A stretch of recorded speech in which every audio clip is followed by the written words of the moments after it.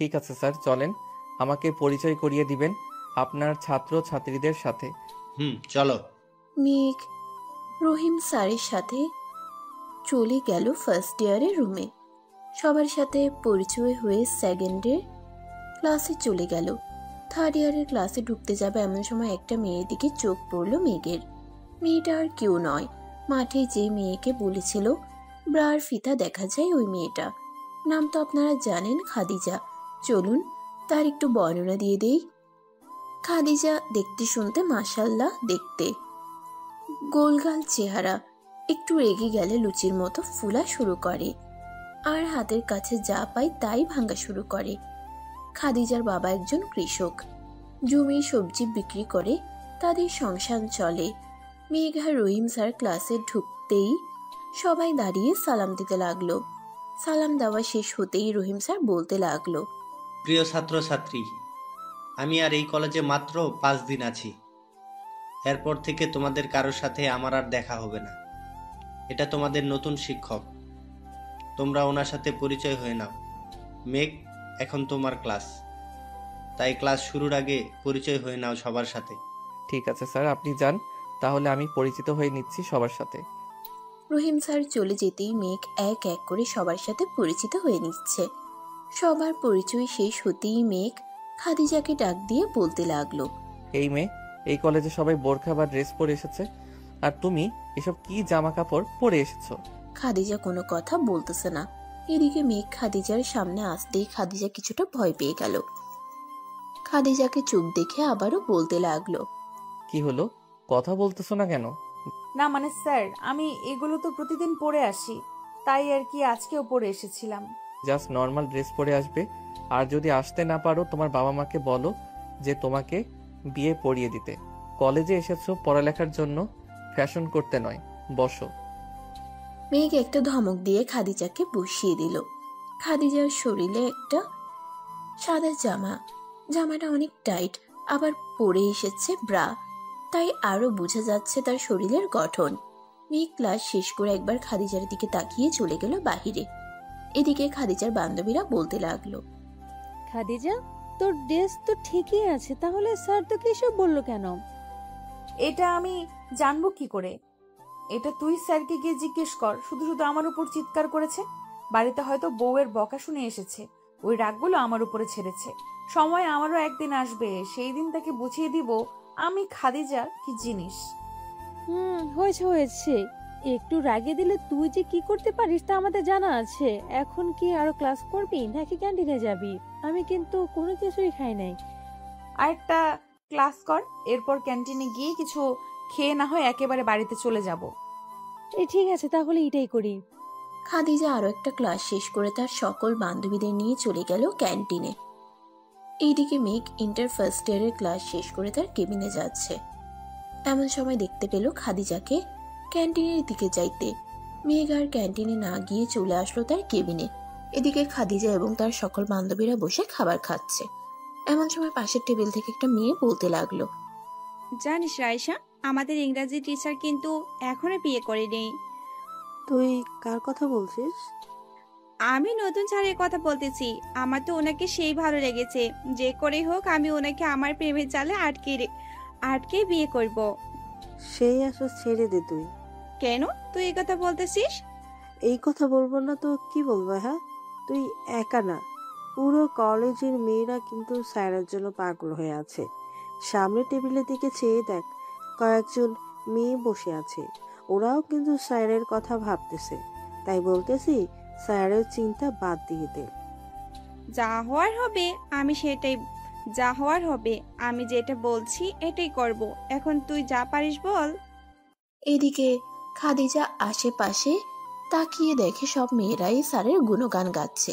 এটা দেখে খাদিজা তার বান্ধবীকে বলতে লাগলো, দেখেছিস শোনা, আমাদের কলেজে যে নতুন স্যার এসেছে না, উনি নাকি সবার ক্রাশ হয়ে উঠেছে। আশেপাশে তাকিয়ে দেখ, সবার মনে ওনাকে নিয়ে লাড্ডু ফুটতেছে। ধুর, বাদ দে তো স্যারের কথা। আমরা আমাদের জীবন নিয়ে চিন্তা করতে পারি না, আর ওরা আসছে স্যারকে নিয়ে চিন্তা করতে। রুনার মুখে সবাই এমন কথা শুনে হাসতে লাগলো। বেশ কিছুক্ষণ দাঁড়িয়ে থাকার পরেও যখন দেখতেছে খাদিজা বের হচ্ছে না, তখন মেঘ একটা রিক্সা নিয়ে চলে গেল বাসায়। আপনাদের তো বলাই হয় নাই, খাদিজা কিন্তু তার চাচার বাসায় থেকে পড়ালেখা করে। রুনা হচ্ছে খাদিজার চাচাতো বোন। দুইজন বাড়ির ভিতরে প্রবেশ করতেই উপর থেকে মিসেস শারমিন বেগম বলতে লাগলো, তোরা দুইজন চলে এসেছিস? তোদের জন্য খাবার রেডি করে টেবিলে সাজিয়ে রেখেছি, গিয়ে খেয়ে নিস। চাচি, আপনাকে না বলেছি আমাদের জন্য খাবার রেডি করে না রাখতে? তবু কেন আপনি আমাদের জন্য খাবার রেডি করে রাখেন? খাদিজা, তুই আমাদের বাসায় এসেছিস আজকে 3 বছর হবে। আমার আচার আচরণ সম্পর্কে তো জানিস। তো চাচার জন্য আমি সব সময় খাবার রেডি করে রাখি। এটা এক প্রকার আমার অভ্যাস হয়ে গেছে। হয়েছে, আর কিছু বলতে হবে না। প্রতিদিন তাদের দুজন এর ডায়লগ শুনতে ভালো লাগে না? নতুন কিছু ডায়লগ বের কর শুনি। এটাই আমাদের নতুন ডায়লগ। চল এবার। খাদিজা আর রুনা চলে আসলো রুমে। ফ্রেশ হয়ে নিচে এসে খাওয়া দাওয়া করে আবার চলে আসলো রুমে। এদিকে মেঘ তার বাড়িতে এসে খাওয়া দাওয়া করে যে টিভি দেখতে বসেছে, এমন সময় তার মা বলতে লাগলো, এই ওঠ বলতেছি, তাড়াতাড়ি ওঠ। যেই দিন এই বাড়িতে একটা বউ আনতে পারবি, ওই দিন তোর এই বাড়িতে জায়গা হবে। দিন দিন বুইরা খাটাস হচ্ছে, এখনো বিয়ে করার খবর নাই। তোর বন্ধু বান্ধবদের তো একবার দেখতে পারিস, ওদের বউ এর এখন 2-3টা করে বেবি আছে, আর তোর এখনো একটা বউই তো নাই। বেবি হবে কোথা থেকে? আম্মু, বাড়িতে আসলেই শুধু বউ বউ বলে মাথা খারাপ করে দাও, আর না আসলে ফোনের উপরে ফোন দিতে থাকো তুমি। মেয়ে যদি আমার পছন্দ না হয় তাহলে আমি বিয়ে করব কিভাবে বলো?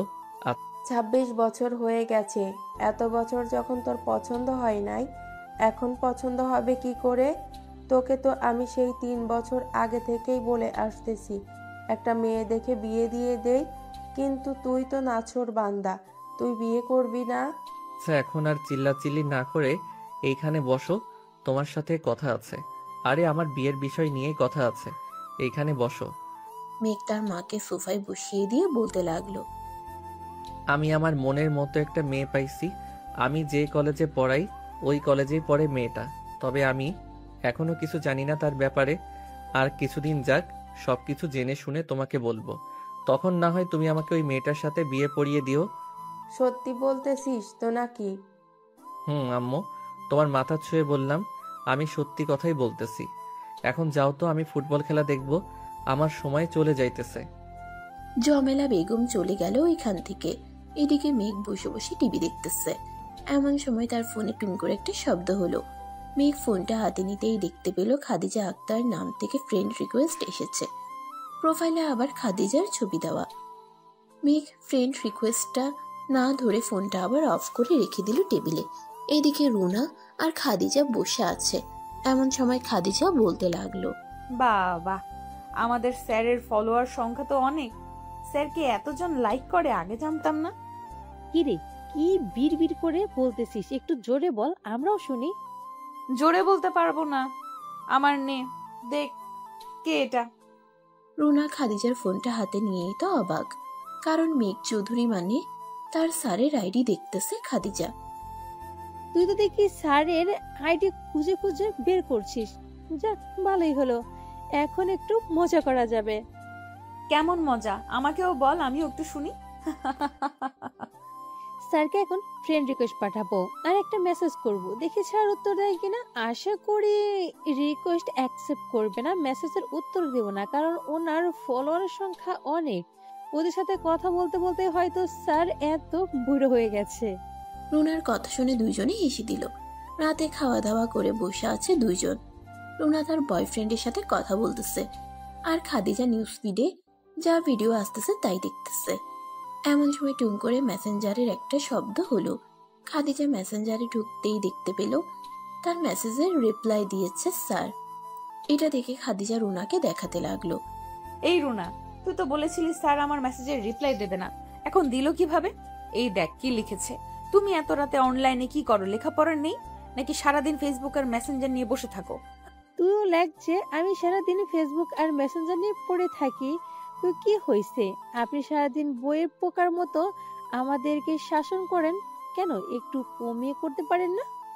এটা লিখেই খাদিজা সেন্ড করতেই সাথে সাথে উত্তর আসলো, আমি যে পড়াগুলো দিয়েছি ওইগুলো তাড়াতাড়ি কভার করো, সবার আগে কালকে তোমাকে ধরবো। আমি জানি আপনি তো এই কথাই বলবেন, রহিম স্যারও আমাদের এই কথাই বলতো, কিন্তু উনি প্রতিবার সবার প্রথম থেকে বা সবার শেষ থেকে ধরতো। আপনিও ওনার মতোই ধরবেন। আমি যেটা একবার বলি ওইটাই করি। গুড নাইট, কালকে দেখা হচ্ছে কলেজে। এই বলে মেঘ অফলাইন হয়ে গেল। এদিকে খাদিজা রুনাকে বলতেছে, আচ্ছা রুনা, স্যার কি সত্যিই কালকে আমাদের আগে ধরবে, নাকি আমাদের ভয় দেখানোর জন্য এটা বলেছে? আরে স্যার, এটা আমাদের ভয় দেখানোর জন্য বলেছে। তুই ভালো করে জানিস স্যার কেমন।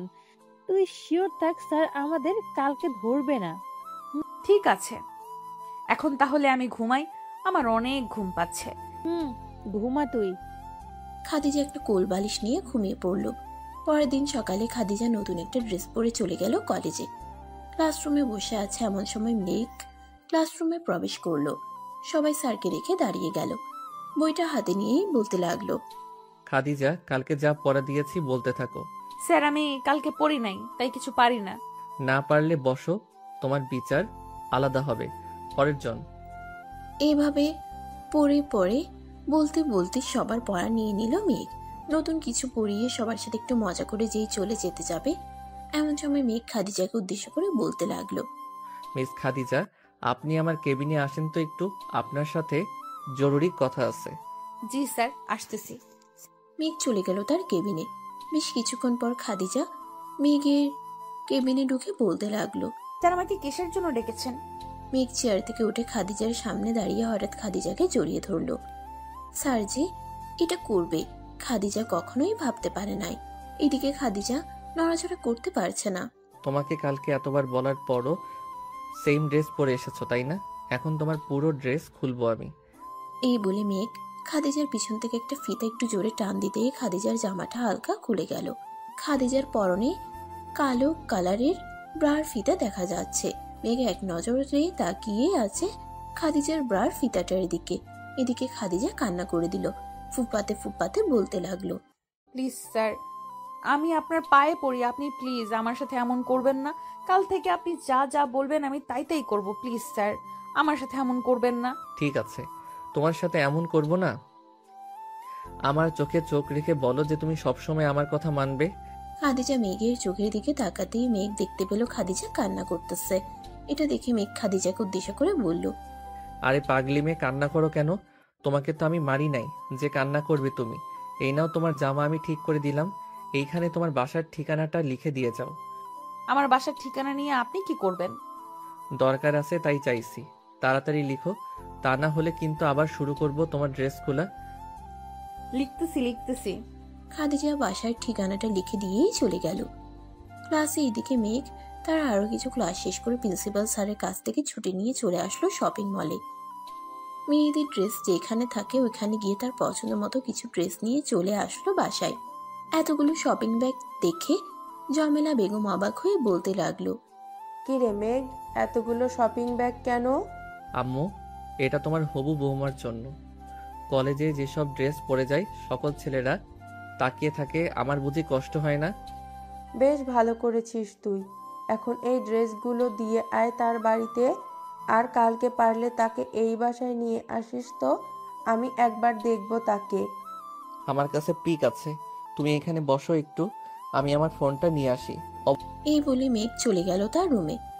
চার্জ থেকে ফোনটা খুলে ফেসবুকে ঢুকে খাদিজার কিছু নর্মাল পিক দেখাতে লাগলো জমেলা বেগমকে।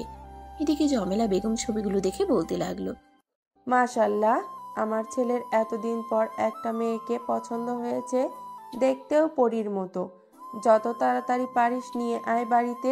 অবশ্যই নিয়ে আসবো, তুমি কোনো চিন্তা করো না মা। এখন আমি গেলাম, বিকালে বাসায় ফিরবো।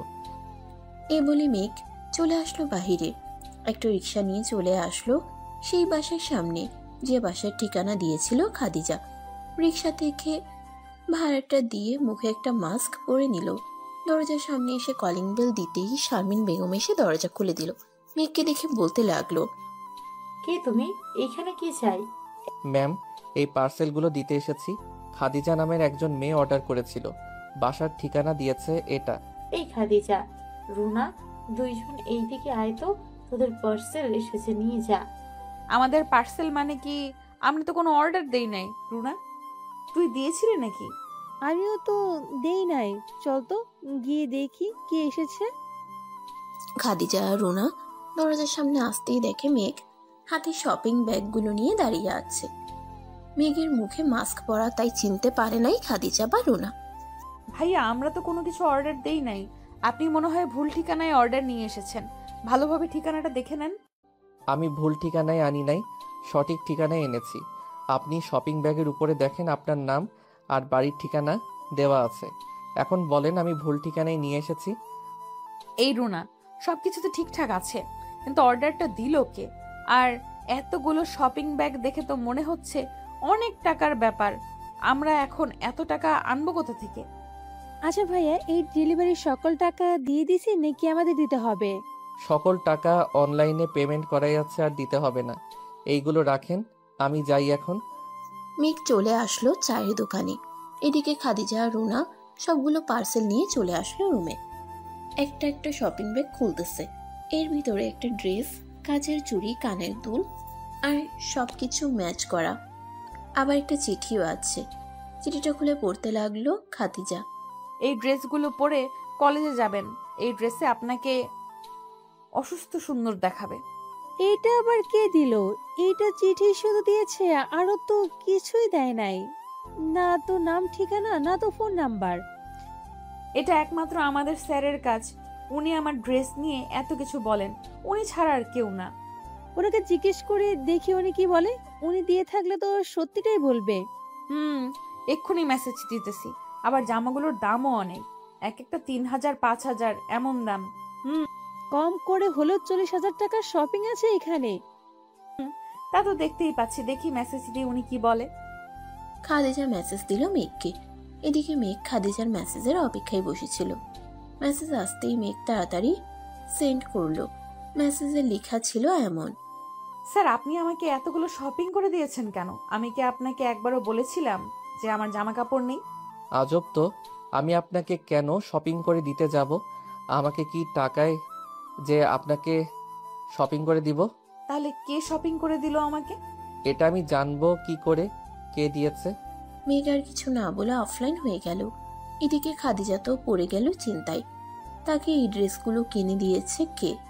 স্যারও দিল না, তাহলে দিলটা কে? এইসব চিন্তা করতে করতে রাত হয়ে গেল। রাতে খাওয়া দাওয়া করে বসে আছে খাদিজা। এমন সময় অপরিচিত একটা আইডি থেকে মেসেজ আসলো।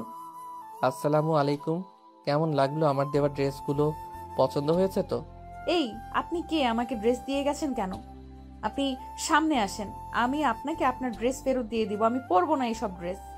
আপনি পরবেন না, আপনার ঘাড় পরবে। কালকে গোলাপি রঙের একটা ড্রেস আছে, ওইটা পরে আসবেন কলেজে। আর যদি দেখি না পরে এসেছেন, তাহলে আপনার কি অবস্থা হবে আপনি নিজেও ভাবতে পারবেন না।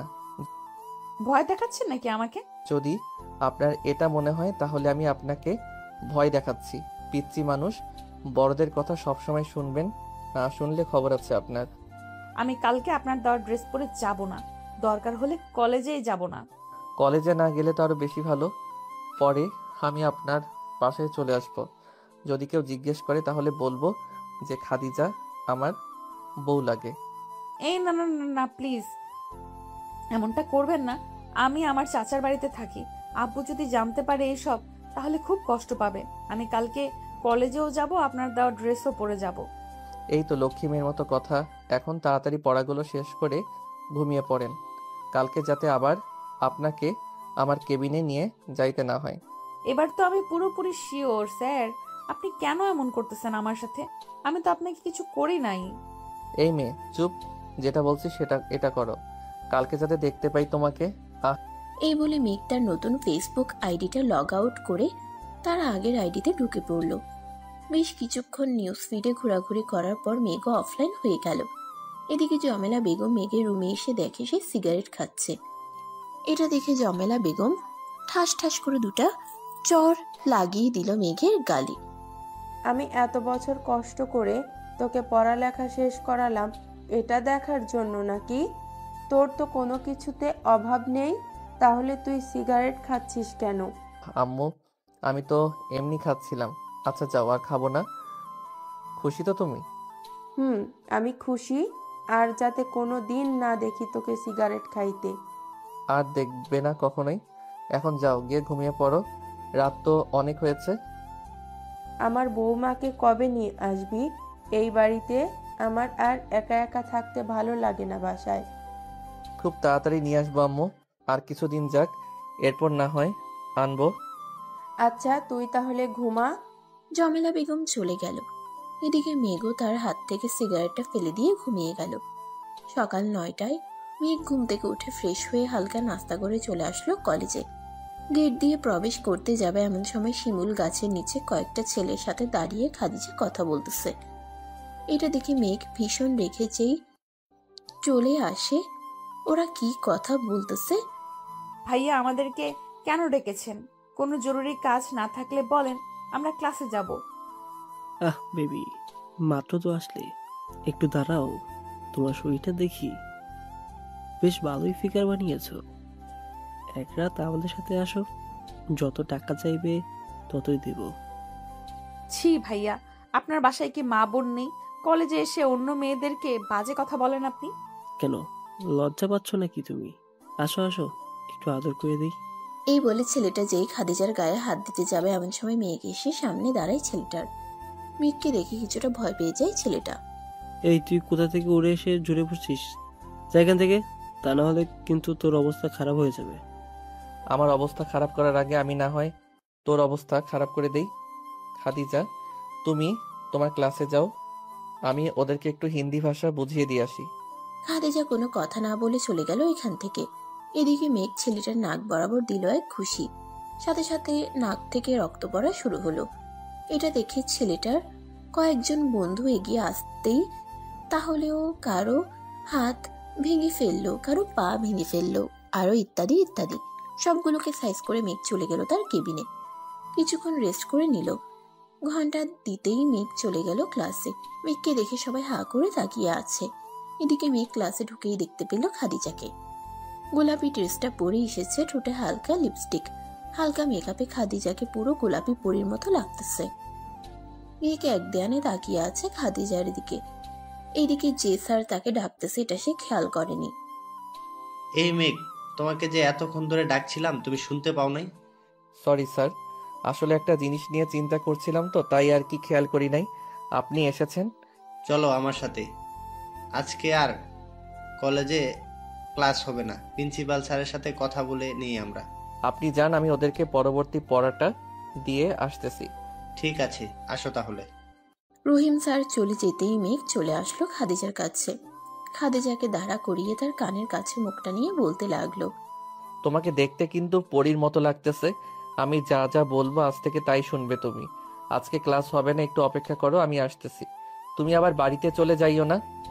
স্যার আমি। কোনো কথা নয়, যেটা বলেছি এটাই করবে তুমি। এই বলে মেঘ চলে আসলো প্রিন্সিপাল স্যারের কেবিনে। 1 ঘন্টা ধরে আলোচনা করতেছে সব স্যার ম্যামরা। এদিকে খাদিজা আর রুনা দাঁড়িয়ে আছে গেটের সামনে। এমন সময় রুনা বলে উঠল, কি রে খাদিজা, আর কতক্ষণ দাঁড়িয়ে থাকবো এখানে? আমার পা ব্যথা হয়ে গেছে। আর একটু দাঁড়াবন। এখন যদি বাসায় চলে যাই তাহলে ডেভিল স্যার পরে বাসায় চলে যাবে আমাদের। তখন আমি চাচিকে কি বলবো? তুই দাঁড়িয়ে থাক, আমি চলে গেলাম বাসায়। আম্মু জিজ্ঞেস করলে বলবো যে তুই তোর বান্ধবীদের বাসায় গিয়েছিস। রুনা, আর একটু দাঁড়া প্লিজ। ওই তো স্যার আসতেছে, একটু দাঁড়া। ঠিক আছে, দাঁড়াচ্ছি। এদিকে মেঘ মিটিং শেষ করে চলে আসলো গেটের সামনে। খাদিজা আর রুনাকে দাঁড়িয়ে থাকতে দেখে মেঘ বলতে লাগলো, চলো খাদিজা আমার সাথে। আমি আবার কোথায় যাব এখন আপনার সাথে? আমার বাসায় যাবে, আম্মু তোমাকে দেখবে বলেছে। রুনা, তুমি বাড়িতে চলে যাও। না রুনা, কোথাও যাব না। রুনা আমার সাথে যাবে। আমি যেইখানেই যাই না কেন সেও সেখানেই যাবে। দিব কিন্তু কানে নিচে একটা এখন। খাদিজা, তুই স্যারের সাথে চলে যা, আমি আম্মুকে ম্যানেজ করে নিব, তুই চিন্তা করিস না। এই তো গুড গার্ল, এই নাও, এই চকলেটগুলো খেতে খেতে বাসায় চলে যাও।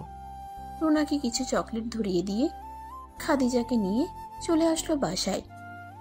কলিং বেল দিতেই জমেলা বেগম এসে দরজা খুলে দিল। মেঘের সাথে মেয়েটাকে দেখে বলতে লাগলো, ভেতরে আসো দুজন। দুইজন ভিতরে আসতেই মেঘ খাদিজাকে বলতে লাগলো, তুমি বসো এখানে, আমি ফ্রেশ হয়ে আসতেছি। ঠিক আছে, যান আপনি। মেঘ চলে গেল তার রুমে। ফ্রেশ হয়ে এসে দেখে তার আম্মু খাদিজার সাথে বেশ ভালোই ভাব জমিয়ে ফেলেছে। মেঘ চলে যাওয়ার পর কি হয়েছিল চলুন দেখে আসি। মেঘ যেতেই জমেলা বেগম খাদিজার পাশে এসে বসে পড়ল আর বলতে লাগলো, মা, তোমার নাম কি? জি আন্টি, আমার নাম খাদিজা। আমার ছেলেকে পছন্দ হয়েছে তো তোমার? বুঝলাম না, আপনি কি বলতে যাচ্ছেন? আমি বলতে চাচ্ছি যে আমার ছেলে তোমাকে ভালোবাসে। তোমার পছন্দ হয়েছে তো মেঘকে? কিন্তু ওনাকে দেখে তো মনে হচ্ছে আমার থেকে 2 গুণ বেশি বয়স ওনার। আরে না বোকামি, মেঘ এর বয়স 27 হয়তো চলতেছে। আমার কথা একটুও শোনে না। তাকে 3 বছর ধরে বিয়ের কথা বলতেছি, তার কোনো মেয়েই পছন্দ হয় না। এখন নাকি তোমাকে পছন্দ হয়েছে, তাই আমাকে বলছে। ও আচ্ছা, এখন আমি কি করব আপনার ছেলের জন্য বলেন? আমি চাই আমার ছেলেটাকে তুমি দেখে রাখো, সব সময় তার পাশে থাকো। তোমার আব্বু আম্মুকে খবর দাও, আমি তোমার আব্বু আম্মুর সাথে কথা বলবো। আমাকে কয়েকটা দিন সময় দেন, আমি ভেবে আপনাকে জানাবো। ঠিক আছে মা, আমি তোমাকে জোর করব না, তুমি তোমার মতো করেই চলো। এতটুকুই কথা হয়েছিল তাদের মাঝে। মেঘ নিচে আসতেই তার মা বলতে লাগলো, তোমরা দুজন এসে খাবার টেবিলে বসো, আমি তোমাদের জন্য রান্না করছি। আমি এখন কিছুই খাবো না আন্টি, বাসায় হয়তো চাচি চিন্তা করতেছে। আমাকে বাসায় যেতে হবে তাড়াতাড়ি। অল্প হলেও খেয়ে যেতে হবে তোমাকে, আর চিন্তা করো না, মেঘ তোমাকে নিয়ে দিয়ে আসবে। খাদিজা আর কিছু বলল না। খাবার টেবিলে বসে পড়লো দুজন। খাওয়া দাওয়া করে মেঘ খাদিজাকে নিয়ে চলে আসলো বাইরে। একটা রিকশায় উঠে পড়লো দুজন। পাশাপাশি বসে আছে, মাঝখানে বেশ খানিকটা ফাঁকা। মেঘ আস্তে আস্তে তার হাতটা খাদিজার হাতের সাথে মিলিয়ে নিল আর বলতে লাগলো, খাদিজা, আমি যখন এই কলেজে তোমাকে দেখেছি ওই দিন থেকে তোমাকে আমার ভালো লাগে।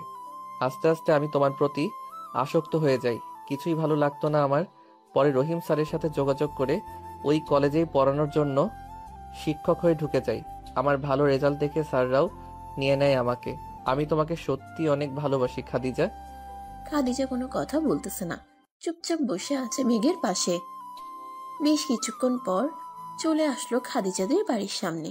খাদিজা গেটটা খুলে ভিতরে চলে গেল। এইদিকে মেঘ চলে আসলো বাসায়। খাদিজাকে আসতে এত দেরি হয়েছে বলে তার চাচি বলতে লাগলো, খাদিজা, এত দেরি হলো কেন? আসলে চাচি, আমি একটু আমার বান্ধবীদের বাসায় গিয়েছিলাম কিছু নোটস আনতে, তাই আর কি একটু দেরি হয়ে গেছে। ফ্রেশ হয়ে আসো, আমি খাবার রেডি করতেছি টেবিলে। আমি খাবো না, এখন খেয়ে এসেছি তাদের বাসা থেকে। আচ্ছা, তাহলে রুমে গিয়ে ফ্রেশ হয়ে রেস্ট করো। খাদিজা আর কিছু না বলে চলে গেল রুমে। এইদিকে রুনা খাদিজাকে দেখে বিছানা থেকে এক লাফ দিয়ে চলে আসলো খাদিজার সামনে। একবার খাদিজাকে ঘুরে ঘুরে দেখে বলতে লাগলো, কি ব্যাপার গোলাপি পরি? আমাদের ইংরেজি শিক্ষক তার বাসায় নিয়ে কি পড়িয়ে দিল? আর বলিস না, উনি নাকি আমাকে আরো অনেক আগে থেকেই ভালোবাসে। ওনার মায়ের সাথে কথা বলিয়েছে আমাকে। ওনার মা বেশ মিশুক। এই দেখ, আমাকে একটা হীরের আংটি পরিয়ে দিয়েছে। বাহ, বেশ ভালো তো। স্যারকে বিয়ে করে নে, স্যার তো কোনো দিক দিয়ে খারাপ না। ওনারা অনেক বড় লোক, ওনাদের সাথে কি আমার যাবে বল? দেখ খাদিজা, সব সময় বড় লোক করলেই হয় না। একজন মনের মতো মানুষ পাইলেই চলে। স্যার ঠিক তোর মনের মতো।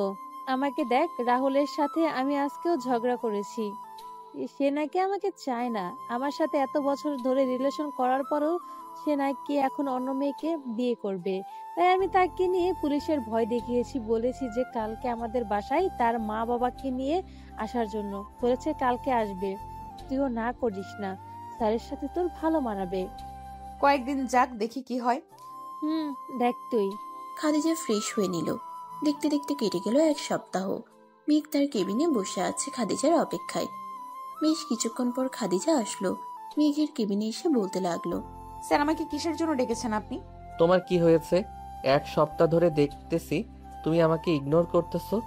আমার কিছুই হয় নাই, আর আমি আপনাকে বিয়ে করতে পারবো না, সরি। এই বলে খাদিজা চলে যেতে যাবে এমন সময় মেঘ খাদিজার হাত ধরে টান মেরে দেওয়ালের সাথে চেপে ধরে তার 2 হাত। দাঁতে দাঁত চেপে বলতে থাকে, এই মেয়ে, তোমাকে দাম দিতেছি বলে তুমি মাথায় উঠে যাইতেছো, তাই না? তুমি আমাকে ছাড়া অন্য কাউকে বিয়ে করতে পারবে না। আজকে দেখো তোমার কি করি। এই বলে মেঘ খাদিজার ঠোঁট জোড়া কামড়ে ধরলো। আস্তে আস্তে খাদিজার ঠোঁটগুলো চুষতে লাগলো। বেশ কিছুক্ষণ চুষার পর ছেড়ে দিয়ে যেই আবার ধরতে যাবে এমন সময় খাদিজা বলে উঠল, আর কিছু করতে হবে না আপনাকে, আমি রাজি আছি এই বিয়ে করতে। একটা কথা মনে রাখবেন, আমি আপনাকে বিয়ের পর কখনোই স্বামী হিসেবে মানব না, দেখে নিয়েন আপনি। এই বলে খাদিজা কান্না করতে করতে মেঘের কেবিন থেকে বেরিয়ে চলে গেল ক্লাসে। রাতে মেঘ বাসায় আসলো। কলিং বেল দিতেই তার আম্মু এসে দরজা খুলে দিল। মেঘকে দেখে বেশ খানিকটা ঘাবড়ে যায় উনি, আর বলতে থাকে, মেঘ, তোর কি হয়েছে? এমন করতেছিস কেন? আম্মু, আমার কিছুই হয় নাই, আমি রুমে গেলাম, আমাকে বিরক্ত করো না। এই বলে মেঘ চলে গেল রুমে। এদিকে জমেলা বেগম ফোন দিল খাদিজাকে। কয়েকবার রিং হতেই ওই পাশ থেকে খাদিজা ফোনটা রিসিভ করে বলতে লাগলো, আসসালামু আলাইকুম আন্টি, এত রাতে আপনি ফোন দিলেন যে? খাদিজা, মেঘ এর সাথে কি তোমার কিছু হয়েছে? মেঘ এইমাত্র বাসায় ফিরলো, তাকে দেখে মনে হচ্ছে সে অনেক কান্না করছে। আমার সাথে তো কিছুই হয় নাই, আমি কালকে আপনাদের বাসায় আসতেছি, আম্মু আব্বু আসবে আপনাদের বাসায়। ঠিক আছে, আসো, রাখলাম এখন। জমেলা বেগম ফোনটা রেখে দিতেই রুনা খাদিজাকে বলতে লাগলো, কি রে খাদিজা, কে ফোন দিয়েছিল? মেঘের আম্মু ফোন দিয়েছিল, উনি নাকি মাত্র বাসায় ফিরেছে, রাত তো 11টা বেজে গেছে, সারাদিন কোথায় ছিল কে জানে। দেখ খাদিজা, স্যার তোকে সত্যি অনেক ভালোবাসে, উনি চাইলে কিন্তু তোকে তুলে নিয়ে বিয়ে করতে পারে, কিন্তু উনি করে নাই। আজকে কেবিনে কি হয়েছিল আমাকে বল তো তুই? দেখলাম স্যারের কেবিন থেকে কান্না করতে করতে বের হলে। উনি আমাকে জড়িয়ে ধরে লিপ কিস করেছে, অন্য কিছু করতে চাইছিল, পরে আমি ওনাকে বলেছি যে বিয়ে করব ওনাকে। প্রথমে মানা করার কারণে উনি আমার সাথে এটি করেছে। তুই যেহেতু চাচা চাচিকে জানিয়েছিলি বিষয়টা, তাহলে তুই কেন আবার তাকে না করতে গেলি? এখন দেখ স্যার কতটা কষ্ট পেয়েছে তোর কথায়। থুর, ঘুমাতো, আমার কিছুই ভালো লাগতেছে না। এই বলে খাদিজা ঘুমিয়ে গেল। পরের দিন সকাল 10টায় খাদিজা চলে গেল মেঘদের বাড়িতে। এদিকে মেঘ ফ্রেশ হয়ে টিভি দেখতেছে। এমন সময় তার আম্মু এসে বলতে লাগলো, কি রে, আজকে কলেজে যাবি না? আম্মু, আমি চাকরিটা ছেড়ে দিয়েছি, কাউকে বিরক্ত করতে চাই না আর। মানে কি বলতেছিস? চাকরি ছেড়ে দিছস মানে? চাকরি ছেড়ে দিয়েছি মানে ছেড়ে দিয়েছি, এত প্রশ্ন করো না তো। আর ওই মেয়ের কথা ভুলে যাও এখন, তুই যাকেই পছন্দ করবে আমি তাকেই বিয়ে করব। জমেলা বেগম যেই কিছু একটা বলতে যাবে এমন সময় কলিং বেল বেজে উঠল। জমেলা বেগম আর কিছু না বলে দরজা খুলতেই দেখে খাদিজা তার আম্মু আব্বুকে নিয়ে দাঁড়িয়ে আছে। তাদের দিকে সালাম দিয়ে ভিতরে নিয়ে আসলো। এদিকে মেঘ একবারও পিছনে ফিরে তাকাই নাই, কে এসেছে এটা দেখার জন্য। এদিকে খাদিজা তার আব্বু আম্মুকে নিয়ে এসে সোফায় বসে পড়ল। খাদিজা একবার মেঘের দিকে তাকিয়ে ঠোঁটটাকে একটু বাঁকিয়ে তার আব্বুকে বলতে লাগলো, আব্বু, এটাই হচ্ছে তোমাদের জামাই। সে এমন ভাবে বসে আছে কেন? তুই এসেছিস কেন? তুই এসেছিস, কোনো রিয়াকশন নাই। আমরা এসেছি, কোনো রিয়াকশন নাই। কালকে একটু ঝগড়া করেছি তো, তাই হয়তো এমন করতেছে। একটু পর দেখবে তোমাদের সাথে হাসি খুশি ভাবে কথা বলবে। মেঘ, এদিকে তাকাও। মেঘ একবার খাদিজার দিকে তাকিয়ে আবার টিভি দেখায় মনোযোগ দিল। এদিকে খাদিজা চলে গেল রান্নাঘরে। এই ফাঁকে মেঘ সোফা থেকে উঠে তার শ্বশুর শাশুড়িকে সালাম করে বলতে লাগলো, আসসালামু আলাইকুম আব্বু আম্মু, ভালো আছেন আপনারা? আমরা আলহামদুলিল্লাহ ভালো আছি। তুমি কেমন আছো বাবা? আমিও আলহামদুলিল্লাহ ভালো আছি। আমার মেয়েটা এখনো অবুঝ, সে একটু আরেকটু ভুল করলে ক্ষমা করে দিও। আপনার মেয়েকে একটা বললে আর একটা করে, তাকে একটা বোঝাইলে আর একটা বুঝে। আমি আপনার মেয়েকে কিভাবে রাখবো? সে একটু আধটু ভুল করলে ক্ষমা করে দিও। বিয়ের পর সব ঠিক হয়ে যাবে। হয়েছে হয়েছে, আর কিছু বলতে হবে না। তোমরা দুজনই কথা বলো, আমি তোমাদের জন্য চা বানিয়ে আনতেছি। ঠিক আছে, যাও তাহলে। হামেদা বেগম চলে যেতেই মেঘ তার শ্বশুরের সাথে কথা বলতে লাগলো।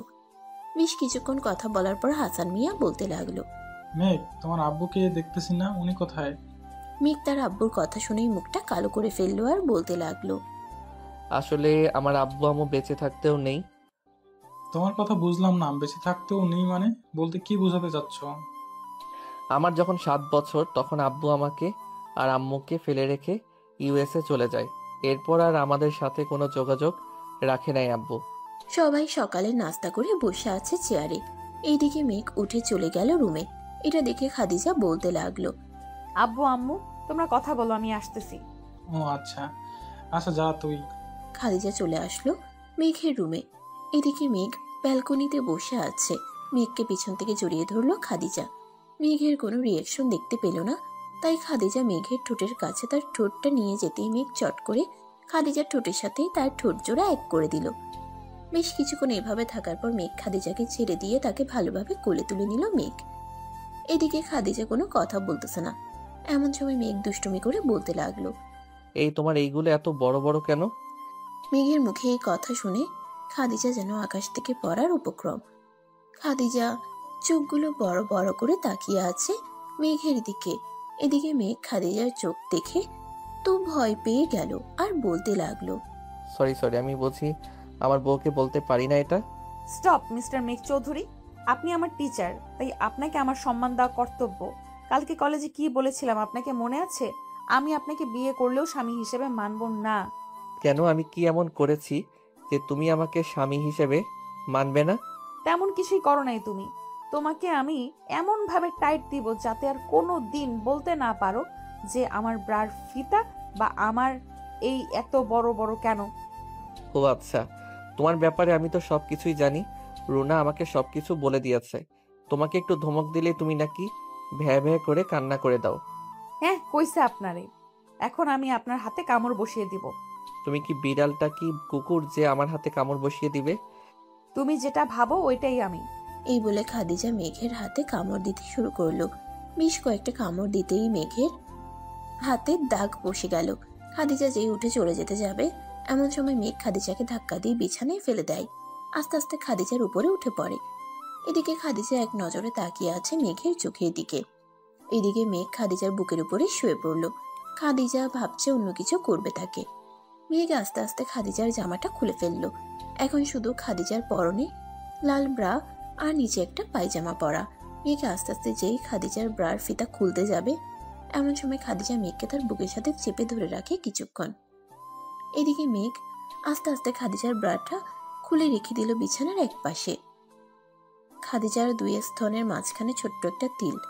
এটা দেখে মেঘ খাদিজাকে বলতে লাগলো, এই তোমার এই জায়গায় একটা তিল আছে, এইখানে একটা কামড় দেই? না, বুইড়া বেটা শখ কত আমাকে কামড় দেওয়ার। বিয়ের আগে যে আদর করতে দিয়েছি এটাই অনেক। আমি তো কামড় দিবই। এই বলে খাদিজার স্তনের মাঝখানে তিলের উপরে কামড় দিয়ে বসলো জোরে। খাদিজা চিৎকার দিয়ে মেঘকে সরিয়ে দিল তার উপর থেকে। যা খচ্চর বেটা, তোকে আর দিবই না আদর করতে। এটা বলে যেই খাদিজা উঠতে যাবে, এমন সময় মেঘ আবারও খাদিজাকে বিছানায় ধাক্কা দিয়ে ফেলে দেয়। আস্তে আস্তে খাদিজার ঠোঁটে, মুখে, গলায়, ঘাড়ে সব জায়গায় কিস করতে লাগলো। বেশ কিছুক্ষণ কিস করার পর খাদিজা একটু উত্তেজিত হয়ে যেতেই মেঘ খাদিজার থেকে উঠে গেল আর বলতে লাগলো, আমি এখন আদর করতে পারবো না, নিচে যাও তুমি। বুইড়া বেটা, এখন যদি আমাকে আদর না করিস তাহলে বাসর রাতে তোর ওটা কেটে ফেলবো যদি আমার কাছে আসিস। মেঘ খাদিজার কথা শুনে ভয় পেয়ে গেল। ভয় পাওয়ার তো কথা, কারণ এখন বেশিরভাগ খবরে দেখায় যে বাসর রাতে বউ তার স্বামীর লিঙ্গ কেটে পালিয়ে গেছে। মেঘ আর কোনো উপায় না পেয়ে খাদিজাকে আদর করতে লাগলো। দীর্ঘ 2 ঘন্টা আদর করার পর মেঘ খাদিজাকে ছেড়ে দিল। এখন তো হয়েছে, এখন যাও নিচে। বিছানার কি অবস্থা করেছো খেয়াল আছে তোমার? ভালো করে তাকিয়ে দেখো কি করেছো। মেঘ বিছানার দিকে তাকিয়ে দেখে বেশ কয়েক জায়গায় ব্লিডিং এর চিহ্ন। মেঘের মনেই নেই খাদিজাকে আদর করার সময় তার ওইখান থেকে কিছু ব্লাড বিছানায় পড়ে যায়। এখন কি করবো এটার? কি করবে তুমি জানো। যেহেতু তুমি আদর করেছো, এখন তোমাকে এই চাদর ধুয়ে দিতে হবে। যাও যাও, তাড়াতাড়ি যাও। আমার জীবনে আমি নিজের কাপড় ধুয়ে রোদে দেই নাই, আর এটা তো বিছানার চাদর। 11:25 বাজে। খচ্চর বেটা, তাড়াতাড়ি নিয়ে যাও, ওয়াশরুমে ভিজিয়ে রাখো গিয়ে। আম্মু আব্বু চলে গেলে আমি ধুয়ে দিব। ঠিক আছে। মেঘ চাদরটা ভিজিয়ে রেখে দিল ওয়াশরুমে। বেশ কিছুক্ষণ পর মেঘ আর খাদিজা চলে আসলো নিচে। সবাই বসে আছে, এমন সময় খাদিজার আব্বু বলতে লাগলো, মেঘ, তোমরা কি অনুষ্ঠান করে বিয়ে করবে নাকি কাজী ডেকে শুধু বিয়ে পড়িয়ে দিতাম? আম্মু, তুমি যেটা করবে এটাই হবে, আমি আর কি বলবো। দেখো বোকা ছেলের কথা, তুই বিয়ে করবি? তুই জানিস না কিভাবে বিয়ে করবি? অনুষ্ঠান করে বিয়ে হবে নাকি বাসায় কাজী ডেকে বিয়ে পড়িয়ে দিতাম? এই বছরটা শেষ হোক, এখন না হয় কাজী ডেকে আমাদের বিয়েটা পড়িয়ে রাখো, পরে না হয় ছোটখাটো একটা অনুষ্ঠান করে বিয়ে করে ফেলা যাবে। আপনারা কি বলেন বেয়াই বিয়ান? ওরা যখন দুইজন দুইজনকে ভালোবাসে, আমরা আর বাধা দিয়ে কি করব? তারা যেইভাবে চায় আমরাও সেইভাবেই বিয়ে দিয়ে দিব তাদের। একদম ঠিক বলেছেন। আমিও এটাই চাইছিলাম। খাদিজার আর তার চাচার বাড়িতে থাকার কোনো দরকার নেই। আজকে রাতেই কাজী ডেকে বিয়ে পড়িয়ে দিব। আমার সব জামা কাপড় তো ওই বাসায় আছে। সন্ধ্যায় তো ওরা আসবেই। কাউকে বললে তোমার কাপড়গুলোও নিয়ে আসবে। আর না হয় তুমি যাবে। এইখান থেকে তো এইখানেই। আচ্ছা। সবাই বসে গল্প করতে লাগলো। গল্প করতে করতে কখন যে রাত হয়ে গেছে খেয়াল নেই। এর মধ্যে রুনা এবং তার আব্বু আম্মু চলে এসেছে মেঘদের বাসায়। দুলাভাই, আপনি জিতেছেন কিন্তু। আমার বোন 1 নম্বরের পিওর খাঁটি সরিষার তেল। তা তো হতেই হবে। আমার থেকে বয়সে তো অনেক ছোট, তবে সব দিক দিয়ে ফিটফাট আছে। আচ্ছা দুলাভাই, আপনার আব্বুকে দেখলাম না, উনি কোথায়? ওনার সাথে আমাদের কোনো যোগাযোগ নেই। আজ থেকে প্রায় 20 বছর আগে উনি আমাদের ছেড়ে চলে গেছে। তাহলে বাড়িটা কার? এটা আমার মায়ের। আমাদের একটা বিজনেস আছে, ওইটা আম্মু দেখাশোনা করে। মেঘ কথা বলতেছে, এমন সময় তার ফোনটা বেজে উঠল। তাকিয়ে দেখে ইউএস এর নাম্বার। কলটা রিসিভ করতেই ওই পাশ থেকে বলে উঠল, হ্যালো মেঘ। কে বলতেছেন আপনি? মেঘ, আমি তোমার বাবা। ও আচ্ছা, তা এত বছর পর ফোন দিয়েছেন আমাকে। আমার নাম্বার কোথায় পেয়েছেন আপনি? আর আপনার সাথে তো আমাদের কোনো সম্পর্ক নেই, তাহলে আপনি কেন আমার বাবা হতে যাবেন? আমার বাবা মারা গেছে। মেঘ, এমনটা বলিস না বাবা। আমাকে আর ফোন দিবেন না আপনি, রাখলাম এখন। এই বলে মেঘ ফোনটা কেটে দিল। ফোনটা সাইলেন্ট করে রেখে দিল মেঘ। আবারও তিনজন বসে গল্প করতে লাগলো। রাত 11টা। কাজী সাহেব এসে মেঘ আর খাদিজার বিয়েটা করিয়ে দিয়ে চলে গেল। দুলাভাই, থাকেন তাহলে আপনারা, আমি গেলাম আজকে। খাদিজা, ভাইকে একটু বেশি বেশি আদর করিস। দিন দিন কেমন যেন ঠিক না হয়ে যাচ্ছে, আদর করে মোটা করে দিস। তবে রে, দাঁড়া তুই এইখানে, তোকে দেখাচ্ছি কিভাবে আদর করতে হয়। এই বলে খাদিজা রুনাকে দৌড়াতে দৌড়াতে নিয়ে চলে গেল নিচে। এদিকে ঝামেলা বেগম মেঘের রুমে এসে দেখে মেঘ বসে বসে কি যেন ভাবতেছে। এটা দেখে ঝামেলা বেগম মেঘের কাঁধে হাত রেখে বলতে লাগলো, কিরে মেঘ, তোর মন খারাপ কেন? খাদিজাকে তো এনে দিয়েছি, আর কি চাস তুই? আচ্ছা আম্মু, আমাকে একটা সত্যি কথা বলবে? তোর সাথে কি আমি কখনোই মিথ্যে বলেছি? তা বলো নাই, কিন্তু এটা সত্যি বলতে হবে। আব্বুর সাথে তোমার কি এমন হয়েছিল যে আব্বু তোমাকে ছেড়ে ইউএসএ চলে গেছে? আমাকে তোর আব্বু পছন্দ করতো না, তাই চলে গেছে, আর কিছু না। আমার কাছে তুমি মিথ্যা কথা বলে পার পাবে না আম্মু। তোমার চোখ দেখলে আমি বুঝতে পারি তুমি যে আমাকে মিথ্যা কথা বলতেছো। সত্যিটা বলো না আম্মু, প্লিজ। তাহলে শোন কি হয়েছে। 20 বছর আগের কথা। ব্লাস ব্যাগ 20 বছর আগের। মেঘের আম্মু, এই মেঘের আম্মু, কোথায় তুমি? তাড়াতাড়ি এসো। কি হয়েছে, এভাবে চেঁচামেচি করতেছস কেন? তোমার ভাই আমার রুম থেকে টাকা চুরি করে নিয়ে গেছে। তোমার ভাইকে এখনই ফোন দিয়ে বলো তাড়াতাড়ি টাকাগুলো দিয়ে যাইতে, না হলে কিন্তু আমি থানায় মামলা করতে বাধ্য হব। কি আবল তাবল বলতেছো? আমার ভাই তো আরো 1 সপ্তাহ আগে এই বাড়ি থেকে চলে গেছে। অযথা আমার ভাই এর নামে মিথ্যা বদনাম ছড়াবেন না বলে দিলাম। আর আমার আব্বু আম্মুর কম টাকা পয়সা নেই যে তোমার টাকা চুরি করতে আসবে আমার ভাই। তাহলে আমার রুম থেকে টাকাগুলো নিল কে? তাড়াতাড়ি বলো। আমার সাথে গলা উঁচু করে কথা বলবে না বলে দিলাম। তোমাকে ভালোবেসে তোমার হাত ধরে চলে এসেছি এই বাড়িতে। তোমার মায়ের অত্যাচার, তোমার অত্যাচার, এই আমি আমার ছেলেকে ভালো কিছু খাওয়াতে পারি না। বাহ বাহ, এখন আমার আর আমার মায়ের বদনাম করা হচ্ছে, তাই না? তোমাকে তো আজকে আমি। এই বলে জসিমউদ্দিন তার কোমরের বেল্ট খুলে জমেলা বেগমকে মারতে লাগলো। এদিকে মেঘ স্কুল ছুটি দিতেই বাড়িতে এসে দেখে তার আব্বু তার মাকে মারতেছে। এটা দেখে মেঘ তার আব্বুর পা ধরে কান্না করতেছে যাতে তার মাকে আর না মারে।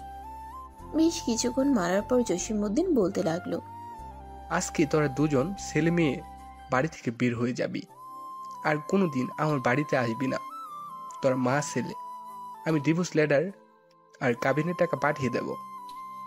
ডিভোর্স যখন দিবে তখন আমি আমার সব কিছু নিয়ে নিব। আমার অফিসটা তোমার নামে লিখে দিয়েছিলাম, ওইটা আমার নামে এক্ষুনি লিখে দাও। তা না হলে কিন্তু। এই নাও তোমার সব কিছু দলিল। তোমার কোনো কিছু আমার লাগবে না। ডিভোর্স লেটার পাঠিয়ে দেব আমি। চলে যাও এই বাড়ি থেকে। জমেলা বেগম মেঘকে নিয়ে চলে গেল তার বাবার বাসায়। কলিং বেল দিতেই তার ভাই এসে দরজা খুলে দিল। জমেলাকে দেখে বলতে লাগলো, আপু তোর এই অবস্থা কি করেছে? তোর দুলাভাই করেছে। আমার মাথা ছুঁয়ে বল, তুই আমার বাড়ি থেকে টাকা চুরি করেছিস নাকি? আপু আমার টাকার দরকার হলে আব্বুর কাছে চাইলে দিয়ে দে। আমি কেন আমার দুলাভাইয়ের টাকা চুরি করতে যাব বলো তো? আমি সেসব জানি না। আমাকে তোর দুলাভাই ডিভোর্স দিয়ে দিবে। আমাকে তোরা যদি এই বাড়িতে থাকতে দেস তাহলে থাকবো, আর না হলে অন্য কোথাও চলে যাব। এই বাড়িতে তোর কোনো জায়গা নেই। তুই যেই দিন ওই ছেলের হাত ধরে চলে গিয়েছিলি ওই দিন থেকে তুই আমার কাছে মৃত। এখন চলে যা এই বাড়ি থেকে। ঠিক আছে আব্বু, আমি এখনই চলে যাইতেছি। আমি আর আসবো না কখনোই তোমার বাড়িতে। এই বলে জমেলা চলে গেল তার চাচার বাসায়। ওইখানে কিছুদিন থাকার পর নিজে একটা বাসা ভাড়া নিয়ে থাকতে থাকে। বেশ কিছুদিন পর জমেলা তার বরের দেওয়া ডিভোর্স লেটার হাতে পায়, সাথে টাকাও। কিন্তু ডিভোর্স লেটারে সাইন করে নাই, একটা ড্রয়ারের ভিতরে রেখে দেয়। আস্তে আস্তে দিন কাটতে থাকে, মেয়েকেও বড় হতে থাকে। এদিকে জমেলা বেগম ও জসিম উদ্দিনের আর কোনো খোঁজ নেই না। 1 বছর পর জানতে পারে জসিম ইউএসএ চলে গেছে। এরপর থেকে তাদের মধ্যে আর কখনোই যোগাযোগ হয় নাই। এই ছিল ফ্ল্যাশব্যাক। এখন বর্তমানে ফেরা যাক। জমেলা বেগম সকল ঘটনা বলে দিল মেঘকে, আর কান্না করতে লাগলো। এদিকে মেঘ তার আম্মুকে জড়িয়ে ধরে বলতে লাগলো, আম্মু, এখানে তোমাদের হয়তো কোনো অপরাধ নেই। আব্বু হয়তো কাউকে টাকাটা দিয়েছিল, মনে ছিল না, তাই এমন করেছে। আব্বু আমাকে ফোন দিয়েছিল একটু আগে। এখন আর ফোন দিয়ে কি হবে? 20 বছর চলে গেছে না তো? আমার বা তোর একটা খোঁজ নিয়েছে? শেষ বয়সকালে এসে আমাদের দরকার পড়তেছে তার, তাই না রে? আম্মু, আমার একটা কথা রাখবে? বল, কি বলবি? আমি আবার আমার পুরো পরিবার নিয়ে এক হতে চাই। তুমি যেহেতু আব্বুকে ডিভোর্স দাও নাই, সেহেতু আব্বু এখনো তোমার স্বামী। তোর যদি ইচ্ছা হয় তাহলে আনতে পারিস ওনাকে, আমি বাধা দিব না। তবে এই বাড়িতে না, অন্য কোথাও এনে রাখবি। সে যেমন তার বাড়ি থেকে আমাকে বের করে দিয়েছে, ঠিক তেমনি আমিও তাকে আমার বাড়িতে ঢুকতে দিব না। আচ্ছা, আমি কথা বলে নেই আব্বুর সাথে। এখন তুমি যাও। জমেলা বেগম তার চোখের পানি মুছে চলে গেল রুমে।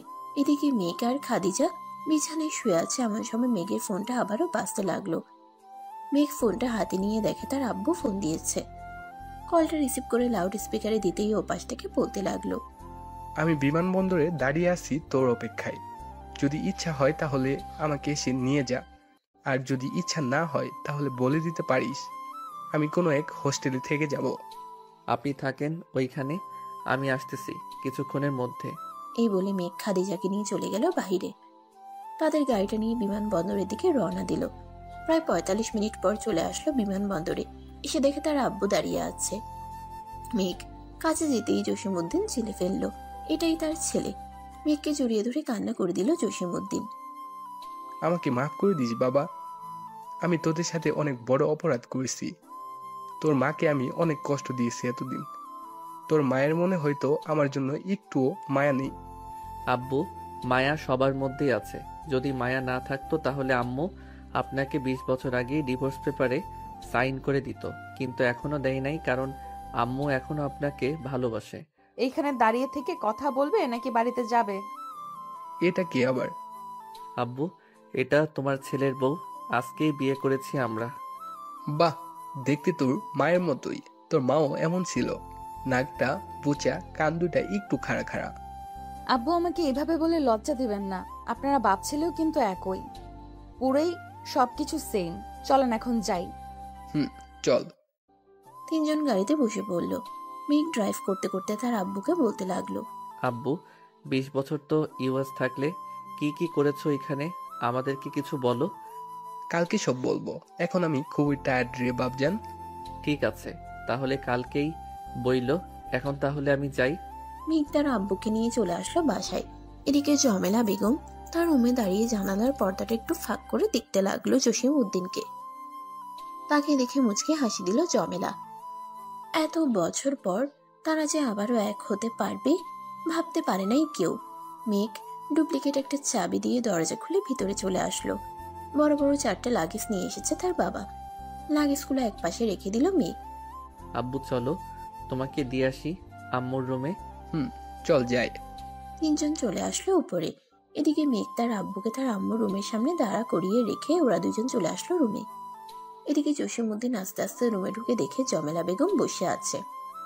জসিমউদ্দিন আস্তে আস্তে জমেলার কাছে গিয়ে জড়িয়ে ধরল।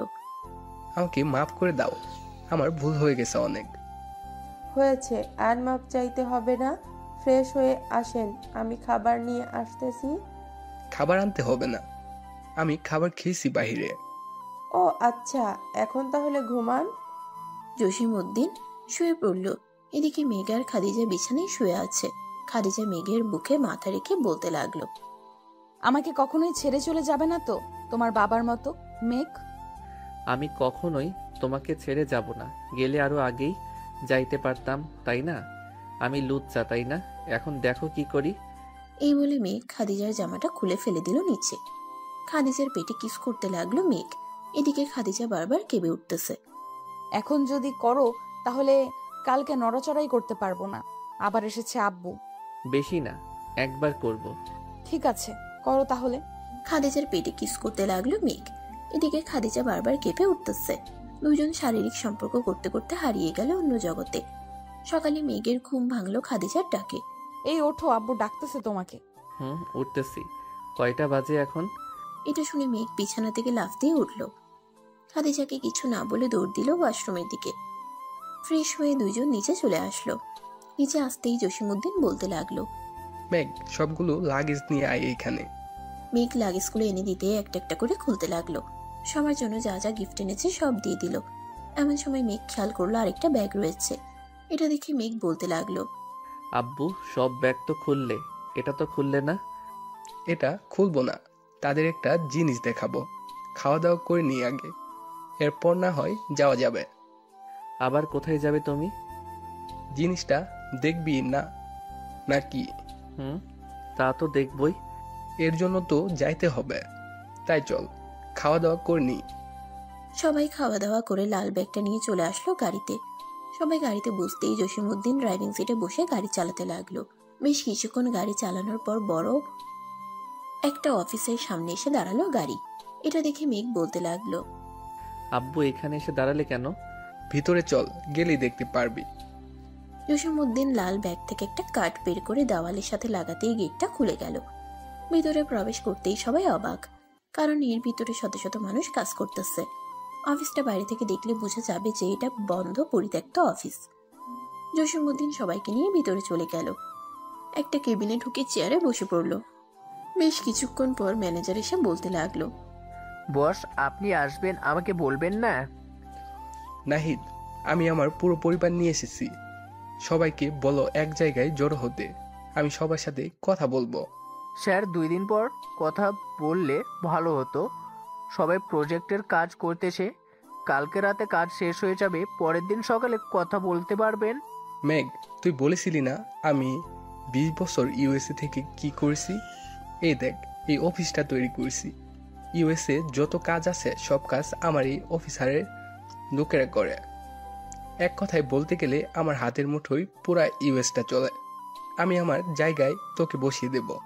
মেঘ তার বাবার সাথে পুরো অফিসটা ঘুরে ঘুরে দেখতেছে। সবাই মনোযোগ সহকারে কাজ করতেছে। সারাদিন অফিস থেকে বিকালে সবাই চলে আসলো বাসায়। আব্বু, তোমরা যখন কিছু একটা করেছো, আমাকেও তো কিছু একটা করতে হয়, তাই না? তোর কোনো কিছু করতে হবে না। আমার অফিস আর তোর মায়ের অফিসে যদি কাজ করিস তাহলে চলবে, আর যদি কাজ না করে বসে বসে খাস তাহলেও এই 2 অফিসের টাকা ফুরাবে না। হয়েছে, এসব কথা ছাড়ো তো তোমরা। মেঘ, খাদিজাকে নিয়ে একটু ঘুরে আয় কোথাও থেকে। আমরা গেলে তোমরা কি করবে? তোমরাও যাবে আমার সাথে? আমাদের কি আর বলবো, বয়স আছে, তোরাই যা। ঠিক আছে আম্মু, 2টা কক্সবাজারের টিকিট কেটে নেই আমি। আমি ট্রেনে করে যাব। ট্রেন টিকিট ওই তো কাটবো আমি। তুমি কি ভাবছো বাসের টিকিট কাটবো আমি? আমাদের গাড়ি আছে, বাসের টিকিট কাটবো কেন? আচ্ছা, একটা কাটলেই হলো, তুমি কেটে ফেলো, আমি রান্না বসিয়ে দেই। রাতে তো খাবার খাইতে হবে। বৌমা, রান্না করতে হবে না, আজকে না হয় সবাই মিলে বাহিরে খেয়ে নেব। ঠিক আছে, তাহলে তাই হবে। এখন না হয় আমি কফি বানিয়ে আনি। আব্বু, আজকে রাত 12টায় ট্রেনের টিকিট পাইছি, 2টা। এটা দিয়ে চলে যাব নাকি 2 দিন পর যাব? পাইছিস যখন আজকে চল, যা, দেরি করে কি হবে। খাদিজা সবাইকে কফি বানিয়ে দিয়ে রুমে চলে গেল কাপড় গোছাতে। এদিকে মেঘও বসে না থেকে চলে আসলো রুমে। দরজাটা লাগিয়ে দিয়ে বিছানায় এসে বসতেই খাদিজা মুচকি হাসি দিয়ে বলতে লাগলো, আপনার মতলব তো ভালো ঠেকছে না। এইভাবে তাকিয়ে তাকিয়ে কি দেখতেছেন? যা দেখার দেখতেছি, আর একটা জিনিস ভাবতেছি। আবার কি ভাবতেছো? ভাবতেছি যে 2 দিন ধরে দেখতেছি তোমার পেটটা একটু ফুলা ফুলা লাগতেছে, বেবি হবে নাকি? যা দুষ্টু, বিয়ে করেছো আজকে 2 দিন, এখনই যদি বলো বেবি হবে তাহলে তো আর তোমাকে রোম্যান্স করতে দেওয়া যাবে না। তার জন্য তো আমার মনটা বলতেছে এখন একটু রোম্যান্স করি। ও, এই ব্যাপার। মহারাজের জন্যই এইভাবে তাকিয়ে আছো? আজকে কিছুই দিব না, চুপচাপ শুয়ে থাকো। কাপড় গোছাচ্ছি আমি, তোমার কি কি নিব সেটা বলো। এই বলে মেঘ খাদিজাকে বিছানায় শুয়ে দিয়ে একটানে ছিঁড়ে ফেলে দিল জামাটা। এটা দেখে খাদিজা বলতে লাগলো, জামাটা ছিঁড়ে ফেলে দিলে কেন? মাত্র 2 দিন হয়েছে পড়েছি, আর তুমি ছিঁড়ে ফেলে দিলে? কোনো কথা নয়, চুপচাপ থাকো, আমাকে আমার কাজ করতে দাও। তোমাকে বাধা দিয়েছি নাকি? আর এই কিন্তু কামড় দিবে না, ব্যথা পাই। কামড় তো 1টা 2টা দিবই, যত বেশি আদর করব তত বেশি বেবি হবে তোমার। তোমাকে এইসব বলে কে? যেই বলুক, হয়েছে তো, এখন আদর করতে দাও। মেঘ আদর করতে লাগলো খাদিজাকে। এদিকে খাদিজা ব্যথায় আহ উফ শব্দ করতেছে। প্রায় 40 মিনিট পর মেঘ খাদিজাকে ছেড়ে দিল আর বলতে লাগলো, এই নাও, হয়ে গেছে, আবার করব কক্সবাজার গিয়ে, হি হি হি। শখ কত, দিলে তো করবে তুমি। এই বলে খাদিজা চলে গেল ওয়াশরুমে। ফ্রেশ হয়ে এসে কাপড়গুলো গুছিয়ে লাগেজে পরে নিল। রাতে সবাই খাওয়া দাওয়া করে চলে আসলো কমলাপুর রেলওয়ে স্টেশনে। মেঘ আর খাদিজাকে উঠিয়ে দিয়ে তার আম্মু আব্বু চলে গেল বাসায়। বেশ কিছুক্ষণ পর ট্রেন ছেড়ে দিল কক্সবাজারের উদ্দেশ্যে। এদিকে খাদিজা মেঘের কাঁধে মাথা রেখে ফোন টিপতে লাগলো। বেশ কিছুক্ষণ ফোন টেপার পর খাদিজা বলতে লাগলো, এই আমার ঘুম ধরেছে। ঘুমিয়ে পড়ো তাহলে তুমি। খাদিজা সিটের সাথে হেলান দিয়ে ঘুমিয়ে পড়ল। এদিকে মেঘ এক নজরে তাকিয়ে আছে খাদিজার দিকে। জানালার বাতাস খাদিজার চুলগুলো আওলা ঝাউলা করে দিতেছে। এটা দেখে মেঘ বারবার খাদিজার চুলগুলো তার কানের কাছে গুজে দিতেছে। এমন সময় একজন ভদ্র মহিলা এসে বলতে লাগলো, এটা তোমার বউ নাকি? আমার বউ। বেশ মানিয়েছে তোমার সাথে। তা বিয়ে করেছো কয়দিন হলো? এই তো 3 দিন হলো। কক্সবাজার যাচ্ছি ঘুরতে আম্মু, আব্বু জোর করে পাঠাচ্ছে আমাদের। ও আচ্ছা, যাও, মেয়েটাকে সুখে রাখো, কখনোই কষ্ট দিও না। তা তো রাখবই, সবকিছু দিয়েই তাকে সুখী রাখার চেষ্টা করি। এখন আল্লাহ ভরসা, আল্লাহ ভালো জানে আমাদের ভাগ্যে কি লেখা আছে। আচ্ছা থাকো তাহলে তোমরা, আমি গেলাম। মহিলা চলে যেতেই মেঘ কানে হেডফোন লাগিয়ে গান শুনতেছে আর বারবার খাদিজার চুলগুলো তার কানের কাছে গুজে দিতেছে। দেখতে দেখতে সকাল হয়ে গেল।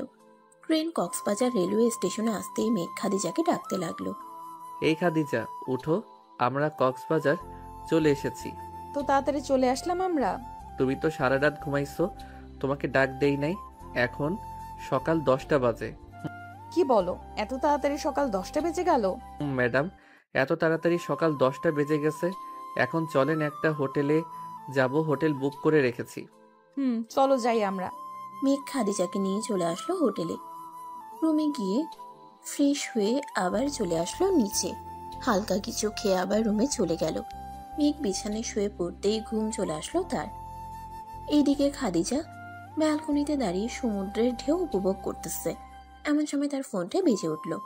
তাকিয়ে দেখতো শাশুড়ি ফোন দিয়েছে। কলটা রিসিভ করে খাদিজা কথা বলতে লাগলো। প্রায় 1 ঘন্টা কথা বলে খাদিজা চলে গেল নিচে। কয়েকটা চিপসের প্যাকেট নিয়ে চলে আসলো উপরে।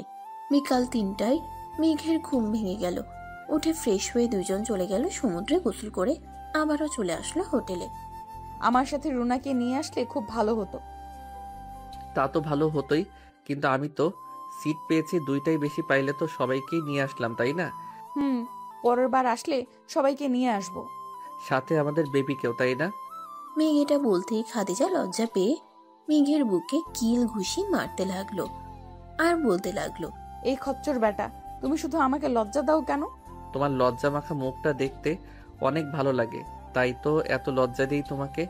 আচ্ছা খাদিজা, আমাদের ছেলে হবে নাকি মেয়ে হবে?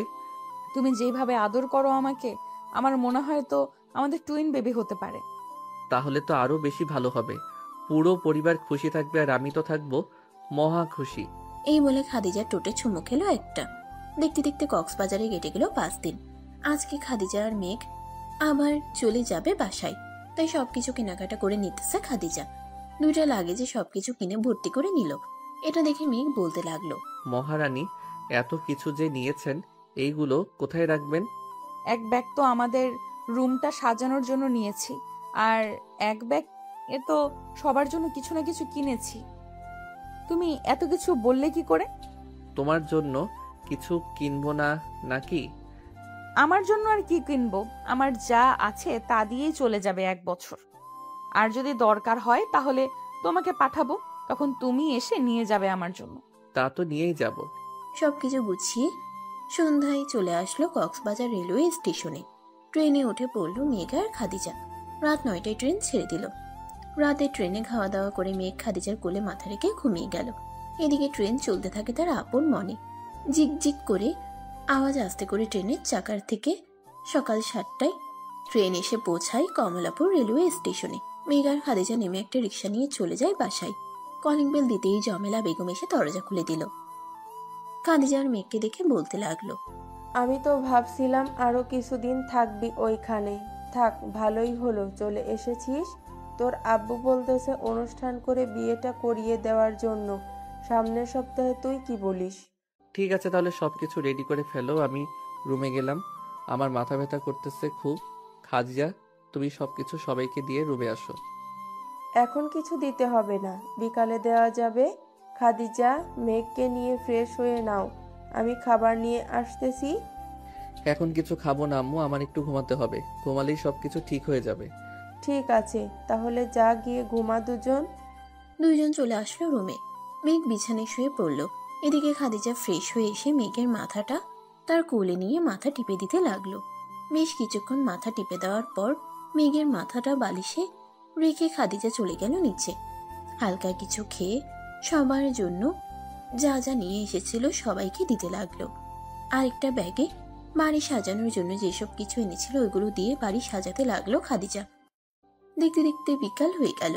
মেঘ ঘুম থেকে উঠে দেখে খাদিজা রুমে নেই, তাই ফ্রেশ হয়ে চলে গেল নিচে। গিয়ে দেখে সবাই বসে আছে। মেঘকে দেখে তার আব্বু বলতে লাগলো, মেঘ, এইদিকে আয়, তোর সাথে কথা আছে।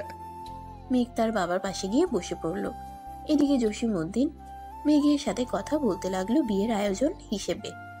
কয়জন লোক আসবে সব হিসাব করে একটা বাজেট তৈরি করলো। এদিকে খাদিজা চুপচাপ দাঁড়িয়ে শুনতেছে সবকিছু। এমন সময় জসিমউদ্দিন বলতে লাগলো, খাদিজা, এই নাও, এখানে লিস্ট দেওয়া আছে। এইগুলো তোমার আব্বু আম্মুকে বলো আনার জন্য। ঠিক আছে আব্বু, আমি বলে দিবনি। খাদিজা তার মাকে নিয়ে চলে আসলো তাদের রুমে। দুজন বিছানায় বসে আছে। এদিকে খাদিজা চিন্তিত হয়ে বলতে লাগলো, আম্মু, এখানে তো প্রায় 2000 লোকের আয়োজন। এত খরচ আব্বু কোথা থেকে আনবে? আমাদের জায়গা জমি বিক্রি করলেও তো এত টাকা হবে না। তোর শ্বশুর তোর আব্বুকে 30 লাখ টাকা দিয়েছে বিয়ের আয়োজন করার জন্য। আমি তো ওখানেই দাঁড়িয়েছিলাম, আব্বুর হাতে তো কোনো টাকা দেখলাম না। তুই যখন কক্সবাজার গিয়েছিলি ওই দিন তোর আব্বুকে টাকা দিয়েছে।